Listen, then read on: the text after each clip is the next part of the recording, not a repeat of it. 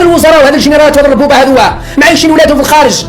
يسكنوا في احسن الشقق واحسن الفلل وعايشين هما البحبوحه وممتهنين كما يقول لك الناس في الفرسيزن في سيدي ربي كي هما كي ولادهم كي صحابهم كي عشيقاتهم كي نسابهم كي خواتاتهم ينصبوا في خواتاتهم ونسابهم ورجال بناتهم وكذا في مناصب حساسه ويوزعوا في ثروات البلاد ويقولوا للشعب اصبر ان الله مع الصابرين. ها ويقول لك نفكروا بالاجيال القادمه واحد خوات الاجيال القادمه واش ندير قسما الاجيال القادمه انا اليوم شبعني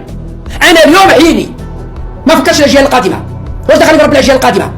اللي كتعبتي ربنا يحميها تقتل الشعب الان تخليه يتكاتل مع بعضه تخلي الناس مرميه في الاحباس تخلي الناس تموت بالشر افتح رب الخزنه خلي الناس تاكل خلي الناس تفحشش خلي الناس تزهق خلي الناس تلبس مليح خلي الناس تسوق كرارس خلي الناس تعيش خلي الناس تعيش. انتم تقولوا راكم تسيروا للاجيال القادمه لكن ولادكم ونساكم وبناتكم عايشين البحبوحه ومناش حابين نذكروا بالادله والاثباتات والعقود ماذا يملكون اولادكم وبناتكم ونساءكم وعشيقاتكم. ماناش حابين نصور لكم حتى صوركم في الجاتسات وانتم تضربوا في الشيشه ومقعدين المراهقات في حجوركم. عندي قسما بالله العلي العظيم غير عندي اقسم بالله العلي العظيم غير عندي صور مسؤولين كبار في الدوله راهم مربوبه الان يضربوا في الشيشه في الجاتسات في باري ومقعد مراهقات في حجره ويضرب في الشيشه بدراهم الخزينه العموميه. اقسم بالله العلي العظيم غير عندي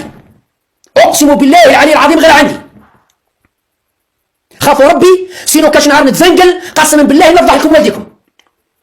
قسما بالله نفضح لكم والديكم وخلي ولاد تماتها بن ملوكه وبن سميره ينشروا فضائحكم.